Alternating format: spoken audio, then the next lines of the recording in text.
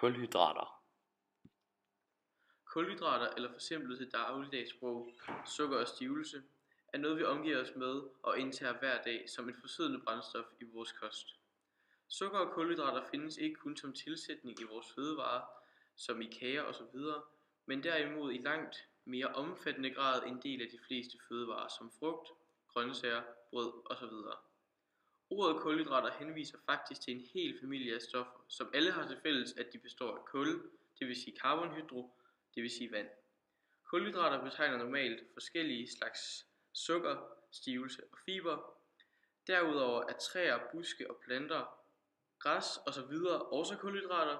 Kulhydrater udgør størsteparten af alt organisk materiale på jorden med cellulose, som er den mest almindelige stof.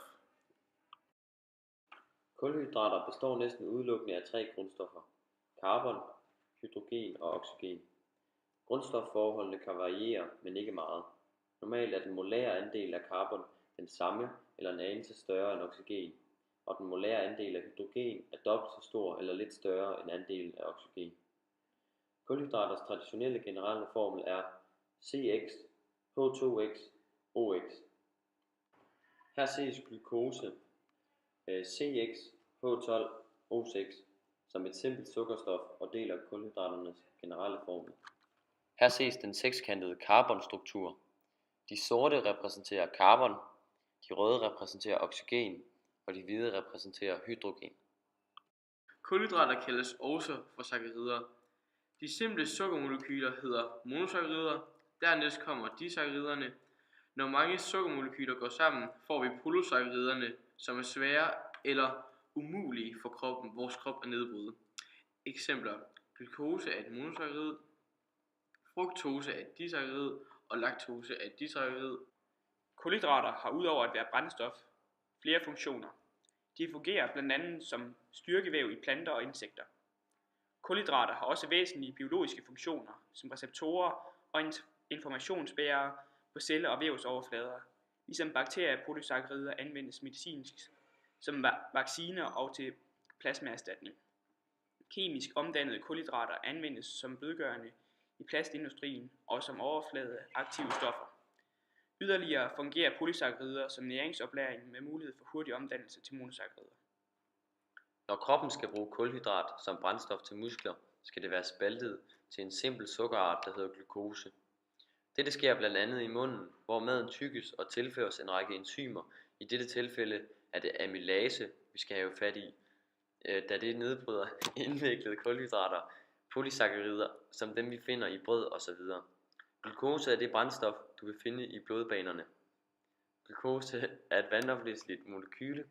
Celler er omkranset af et lille fedtlag, der hedder cellemembran. For at komme igennem denne membran skal glukosemolekylet bruge hjælp fra stoffet insulin. Insulinet skaber en port, som glukosemolekylet kan komme igennem. Vores krop har brug for energi. Dette tilføres hovedsageligt fra kulhydrater. Men når man spiser dem, er det vigtigt at respektere det glykemiske indeks. Hvis man spiser for mange hurtige kulhydrater, vil blodsukkeret bevæge sig som en båd i et åbent hav under storm. Op og ned i bratte bevægelser. Hvis man derimod spiser langsomt optagelige kulhydrater, så får man flest mulige kulhydrater med et lavt glykemisk indeks, og så vil man opleve et blodsukkerniveau, der bevæger sig i rolige, bløde bølger. En ting, man skal være opmærksom på i relation til, hvor mange kulhydrater man spiser, er, at overskydende kulhydrater ikke nødvendigvis bliver lavet som lever, muskel og blodsukker, men laves om til fedt.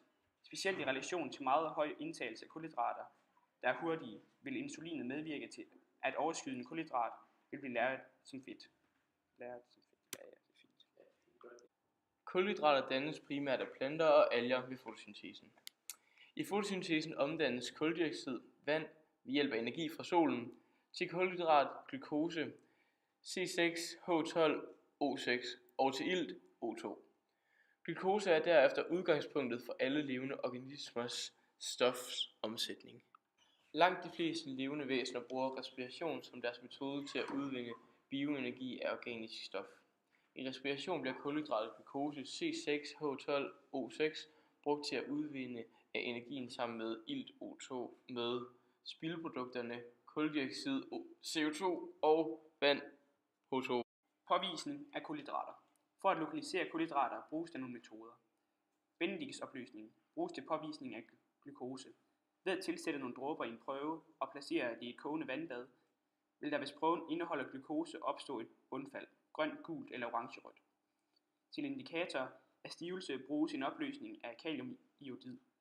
Her dryppes nogle dråber på prøven, hvorefter prøven, hvis den indeholder stivelse, vil ændre farve til en mørk, sort-lilla farve. Fremtidens brændstof. Forskerne kalder det nyopdagede fænomen for omvendt fotosyntese. For modsat den almindelige fotosyntese, hvor solen får en plante til at vokse, så sætter solen her gang i en modsatrettet proces, som nedbryder planten. Denne nye opdagelse har skabt stor røre, og man har store forhåbninger til, at den i fremtiden kan blive et vigtigt brændstof.